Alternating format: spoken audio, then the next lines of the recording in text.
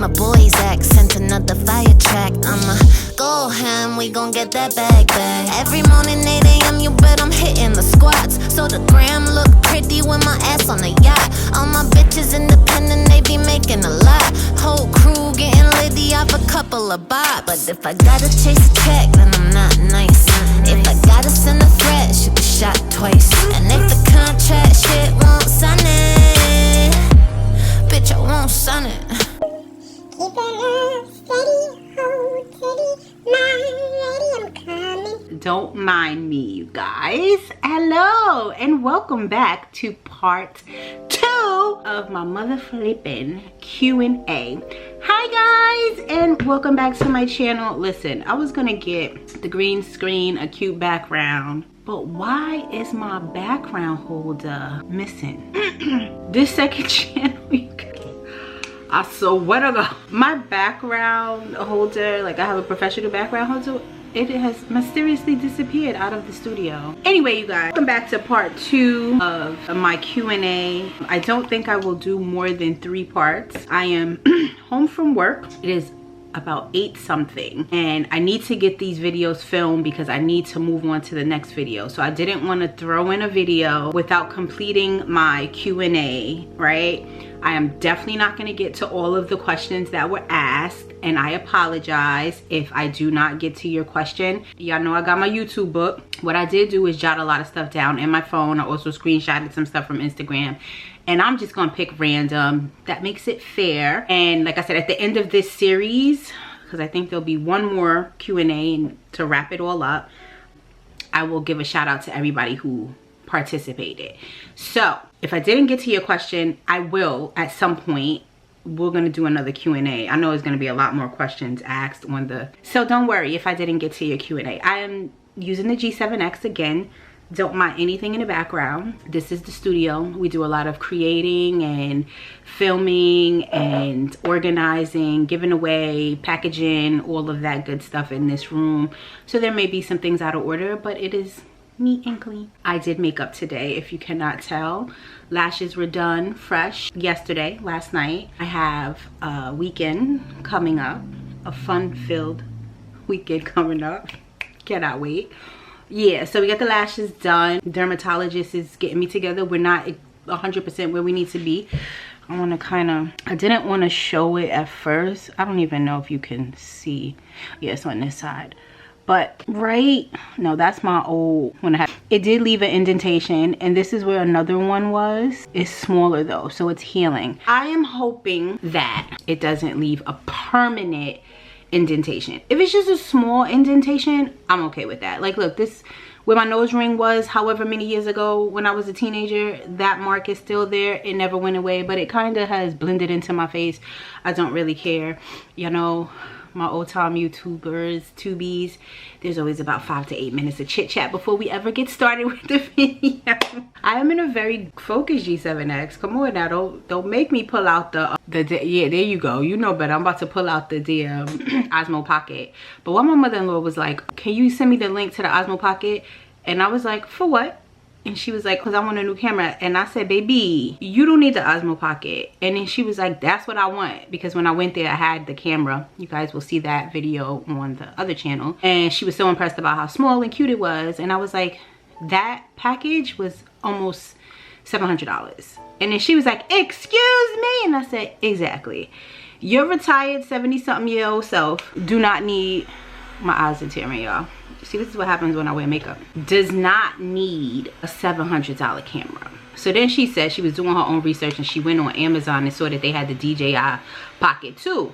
And I said, I've heard very good things about it, but I've never used it or experienced it. And it is a little cheaper, but it's still hundreds of dollars. Why don't you get you a little cheap camera from Amazon? $98, $100, $200. Like, you want a camera? Listen. Y'all know I'm an influencer, right? I influence everybody around me. Even the people in my job. They talking like me. They dressing like me. Child, I should be used to it by now, right? I don't know. We are all influencers in your own right. But baby, the way the swag be, just people want a little piece of it. Anywho, yeah, this weekend is going to be a fun weekend for me. I'm looking forward to it. and let's get to these dang on questions. All right, you guys, so like I said, I did screenshot a lot of things because like who has the time to be writing stuff down? Oh no, y'all can't see that. Right, okay, let's just random. Okay, here we go. Do you think our dreams have hidden message? Do you think our dreams have hidden meanings? When I tell y'all I got some of the most random but interesting questions, I actually do. I am the type of person that kind of dissects my dreams if I can remember them. And I remember being young and hearing that if you can remember your dreams, those are the dreams that have a message or something that you should be paying attention to. So I don't always remember my dreams, but when I do, like I am actually remembering when I was in Paris, I had the most vivid dreams. I jot my dreams down and then they kind of connect, like it makes sense, like that's why I was thinking about that, or that's why that came to me in a dream. So yes, I do believe your dreams have hidden messages. This is something very dear to my heart. I'm going to share with you guys. When my brother passed away, as I said, and I'm talking about this again, I talked about it in part 1 of this, but my brother is such and was such a big part of my life. When he passed away, I told you guys I was very depressed. I did not know what to do with my emotions. I did not know how to deal with my emotions. I did not want to talk to anybody. I was not very nice at that time. I was crying all the time. I just was asking God, universe, why? Like, why was my brother taken away? It was a very interesting time in my life, and again, trying to find comfort, trying to find peace. My nervous system was a wreck at that time. Like I just felt like I was just all over the place. And I had a dream one night, and this might be the first time ever sharing this story. I think it is. I had a dream one night, and I was aware that I was in a dream. In the dream, there was, I did share this because I remember now.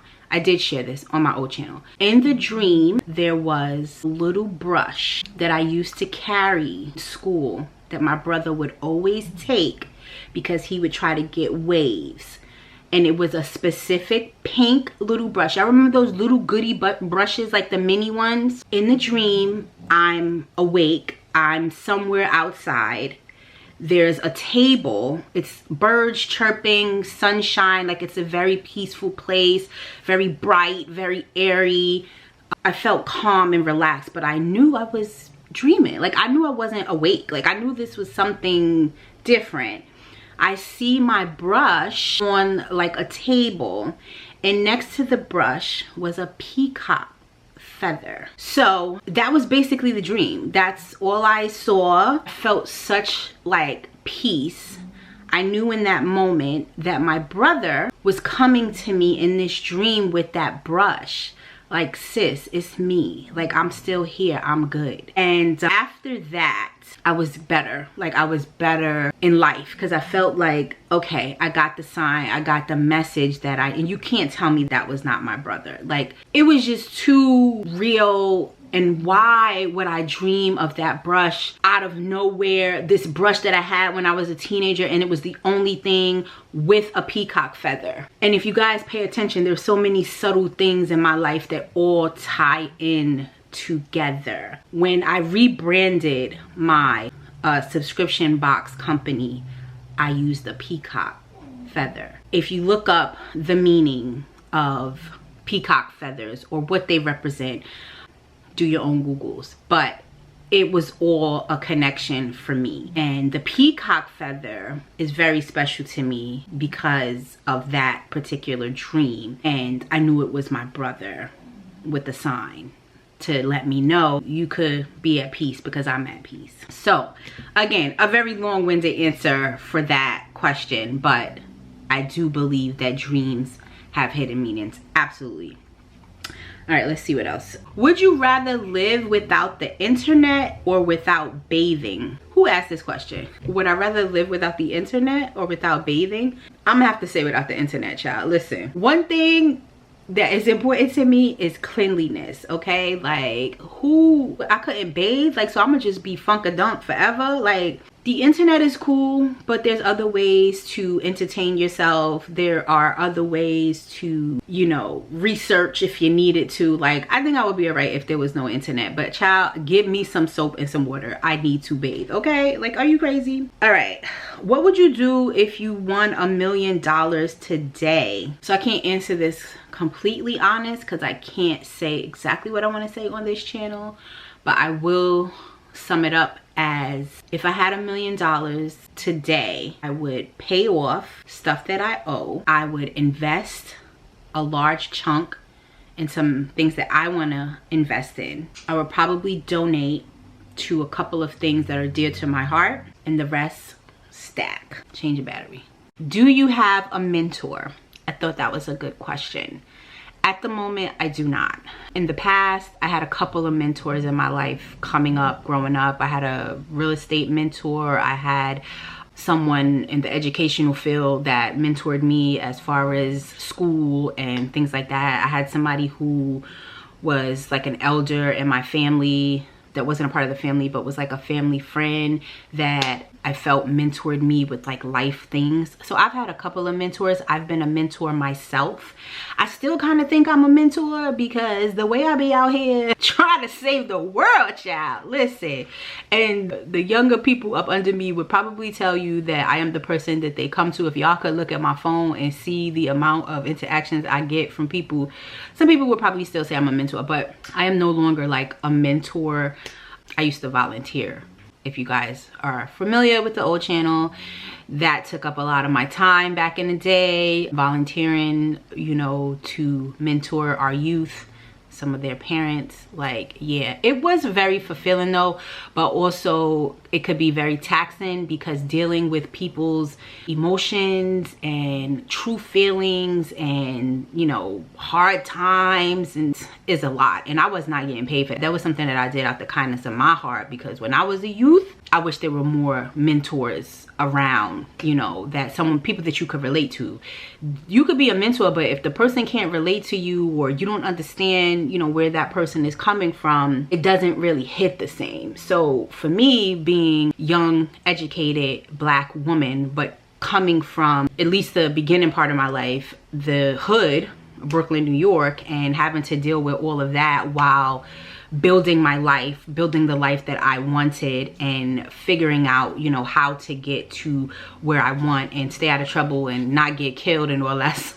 We did, I've said this before, but we did move out of Brooklyn when I was 9 or 10, and we moved to Queens, the suburbs. My parents bought a house and I lived in Queens basically until I became an adult, but I was always still in Brooklyn. My family was there, my friends were there. So even though I did not live in Brooklyn after 9 or 10, I was always at my aunt's house, spending the weekends, spending weeks. I was always, you know, with my friends that I went to school with. So always Brooklyn was a part of my life, and I still had a lot of Brooklyn experiences. You know, after Brooklyn got a little crazy at some point, my parents didn't want me going to Brooklyn, but how you gonna keep me away from my family, my cousins and stuff? Like, they still lived in Brooklyn. So just is what it is. I've seen all type of crazy stuff on the train, you know. We'll get into that at some other point. But yeah, definitely had mentors and do believe mentors are very important.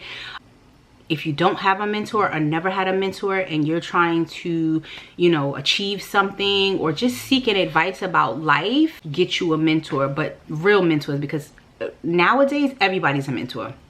Everybody's a guru, everybody's a mentor, everybody's a life coach, everybody has it all figured out. This internet stuff, you guys, is just like, it ain't how it was back in the day, man. But you just have to be careful with who you choose to put your trust in, your faith in, share your business with. But there are still a lot of good people out there if you know where to look. Do you wish you had more siblings? Same question. Do you have a mentor, and do you wish you had more siblings? If so, why? From the same person. Nah, I don't wish that I had more siblings. I had 3 brothers. I have 2 brothers still left. You know, my baby brother is the one that passed away, and my other two brothers I didn't grow up with, but they are still alive, and we connect as much as we can, but we're not as close as if we would have grown up. But now I don't wish that I had more siblings. I had mad cousins. I have mad cousins. Those are, oh, this is a good one. I don't know who this one is from, but I screenshotted it. How do you deal with arguments between family members or friends? That is such a good question. So listen, I've been in tons of situations where family and friends may not necessarily see eye to eye or agree, or somebody's mad at somebody for something and you become the middle person. So I'm a big believer in right is right and wrong is wrong. Now, if they're really, because there are situations where there is like no right or wrong and it's just tension because two people just don't agree. In those situations, I would try to just be neutral and help the two parties, family or friends, come to some sort of common ground and get over their BS. Now, if one person is wrong and clearly wrong, I'm gonna call you out. And I'm going to say you need to face the fact that you are wrong, apologize, move on, whatever you need to do. Like, I think a lot of times people avoid, shall I say, being truth tellers, or they don't want to be involved in the drama. But it just goes back to like being a mentor. If you can help calm, ease, be there in a situation where two human beings are not at their best and you are able to help facilitate a better situation, why wouldn't you do it? Like, say I've been in situation with friends where it's like, this friend don't want me talking to this friend because this friend did such. And then again, if there's no right or wrong, black or white, it's very difficult. So trying to navigate that can be difficult, but if I care about both of the people, I'm gonna do everything in my power to help them help themselves, and then hopefully we could all, you know, be back as a group rather than this one I want to talk to this, talk to that, because y'all know what happens. And sometimes it's over the most pettiest thing, and just a conversation with a neutral party 9 times out of 10 can help the situation. Trust me, been in this situation a ton of times, okay? And being neutral and fair, letting both sides express what they need to express, and you honestly being the person that's like, okay, well, you're wrong, or maybe you didn't see it this way, or maybe, can be very helpful. All right, let's go to the next question. Do you have any friends I think this is the same person. Do you have any friends you would consider family? Absolutely. So I would say that my circle is very small. I don't have a big circle of friends. I have a big circle of acquaintances. Yes. Friends, no. I do not call everybody my friend. I've been saying that for years. I do not consider everybody my friend. Is a very special word, and I do feel like it should not be used loosely. To be considered family to me as a friend, oh, we have to have gone through some things. I have had to have trusted you with some things, and you have proven that you can hold my secrets, that you care for me. If somebody's talking bad about me behind my back, I know that you have my back even if I'm not around. That is somebody that I would consider family. I've had to do that too with some situations. Like, I'm not going to let you badmouth somebody that I consider a good friend or family, and that person is not around. Not on my watch. Again, a lot of people turn a blind eye. People don't want to be involved. Those are not your friends. Like, a friend is somebody who has your back in your face and also behind your back. A friend that you can consider family is definitely somebody you can share your deepest, darkest secrets, desires, whatever, and you trust them with that it's not going anywhere, and they're not going to judge you, and that they love you like their blood person. So definitely I got a couple people that I probably got a handful that I can call family, or I consider family, that are actually friends. Absolutely. All right, we're gonna do a couple more and we're gonna wrap it up. Okay, what is something people would never guess just by looking at you? I don't know, that's a good question. Something that people would guess just by looking at. I guess that I've been through hell and back, and I'm talking about just in life in general. And I always like to preface when I say stuff like that. Like, my life wasn't terrible. Trust me, people have had way worse life situations, things that happen to them in their life than I have. But I do feel like I have gone through some things that maybe I shouldn't have gone through, like growing up fast, because the adults were just not being adults. And I didn't have to, but I chose to. That was always my personality, being the responsible person, being the caring person as one of the oldest in the family. Like, no, like I have to make sure my siblings are good. I have to make sure that my cousins are good. I have to make sure that we're going to school. I have to make sure that we're eating, like all of those things, because certain people in the family were just like, yeah, we're doing our own thing. Was maybe not something that I wanted to do at such a young age. But my cousins are grateful, and you know, my brother, who is no longer here, I'm sure he was very grateful for the love and care that I provided to him, even though I did not have to. I was just talking today, again, this sparks a memory sidebar.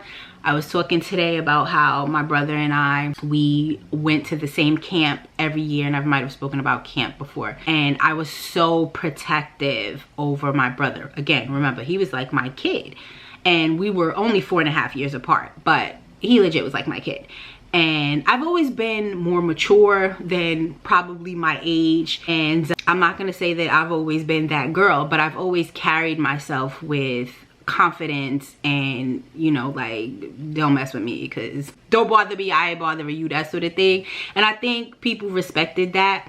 So in camp, you know, like, I was in a different age group, and my little brother was in like the younger kids group, and I had all my little friends or whatever. And there was this little boy in my brother's group, and I'm gonna answer one more question and we're done, that used to bother my little brother. My brother, this was a little white boy. My brother had big ears growing up, and he used to get made fun of because he was this cute little tiny boy with big ears, and people used to make fun of him. And I will beat your ass, okay? Like, do not make fun of my brother. And there were so many times he would run to me and run into my arms crying, and I would have to protect him and let him know that he's special and all this stuff. And this particular day at camp, my brother had enough, and I remember he used to wear the what they call dad sandals. Leah, you know what I'm talking about, the dad sandals. But he was like, I don't know, if I was like, let's say I was like 10 or 11, you know, and he's 4.5 years younger than me, but he was so little. My mom is very petite, so me and my brother are like, well, lies. I am petite like my mom, but when my brother was little, he was little until he had a growth spurt. And then my brother was, when he became an adult, was probably 6'4". Yeah. But anyway, when he was little, and he would have like these big ears and his little tiny feet. And I remember sitting with my group, and my brother, I saw him from a distance running, tears rolling down his face, and immediately I go into protection mode, like, because who did what to my brother? You're going to die today. And he comes and he runs over, and I stop him. I didn't even let him hug me, and I'm like, what happened? And he's just telling me, the little boy, you know, he keeps making fun of him and making fun of his ears and telling him he's ugly. And y'all, I just left the group I was with, and I walked my ass over there to the other. It was like a good distance away, and I didn't tell the counselor nothing. And I walked over there, and I just told this story today, y'all. And I saw the little boy, and I said, this is the little boy that's bothering you? And people used to say that me and my brother wasn't really brother and sister because, you know, he was darker, I was lighter. We had different hair texture. So we had similar features, but we didn't look exactly alike, and that used to piss me off too. And the kid said, that's not your sister. And I said, I am his sister. And I said, if you ever, whatever I said to this little boy, I know I went off on this little boy. He started crying.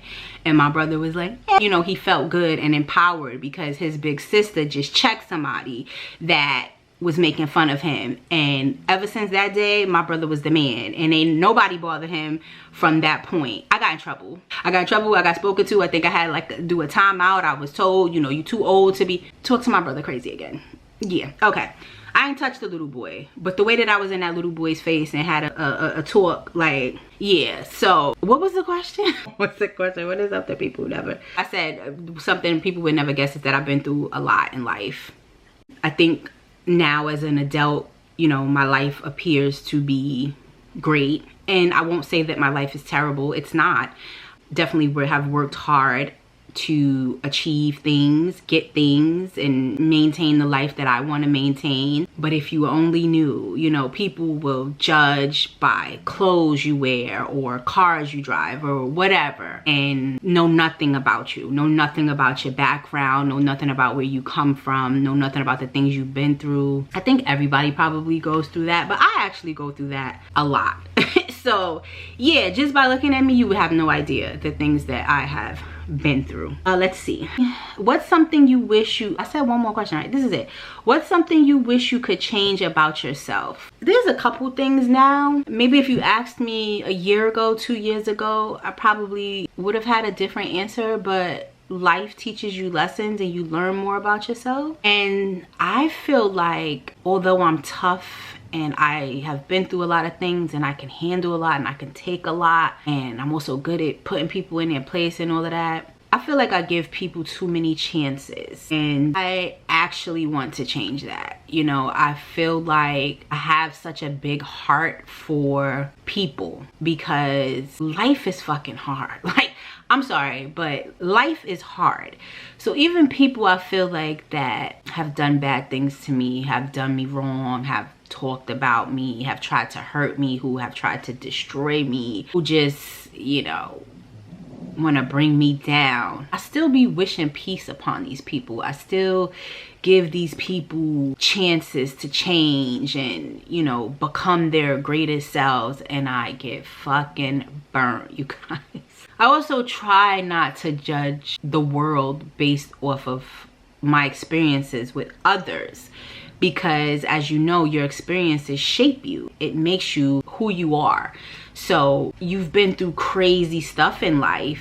It kind of makes you who you are. And I feel like I never wanted to be that person. You know, like I said, having to kind of grow up fast and become a caretaker when I still need to be taken care of. Like, I feel like I've been doing that all my life. And it comes to the point where you just are like, I'm tired, you know, like I'm tired of doing everything for everybody and nobody really being appreciative for it. Now, there are things that I do that I don't need to be applauded for, but there are things that I do where I'm just like, damn, like why do I keep doing these things for unappreciative people? It's just my makeup, you know. I don't remember who said this to me, but I do remember somebody saying to me, you can't change who you really are. You know, if that's who you are to your core, just a good person, you're gonna be a good person, and if people are gonna hurt you, they're gonna hurt you, but you're just gonna be who you're gonna be. Like, you can't change who you are to your core. And I kind of think of things like that when people do me wrong that I have lifted up and have sacrificed and done everything for, and it's like, you gonna do me like that? Like, I saw the red flags. You see the red flags, but you want to give people the benefit of the doubt. And again, I always try to see the good in humans. This is probably why I'm very to myself and why I don't really let people get too close to me, is because I'm not very trusting of human beings. And it's sad to say, but it has been my experience in life where the people that I wanted to trust or should have trusted, they broke my trust. People that I've given love and care to have broke my heart and don't care, you know. So it's like, it's hard to be open and let people get close to you when you have gone through those type of things. But I'm going to end it here. I'm not sure how long this is going to be. I'm going to try to edit this right now so we can get it up either tomorrow, which is Thursday, or get it up by Friday. My weekend is going to be busy, so I'm not going to have time to film or edit. So I want to kind of get this done. Thank you guys so much for watching. And I do plan to come back with one more part and we'll get another 5 to 10 questions. And y'all came with so many questions, I'm not going to be able to answer all of them. We will have 20 videos and we need to get the other videos done so we can move on. I love you guys so much. Thank you for being a part of my tribe, and I will see you guys in the comments.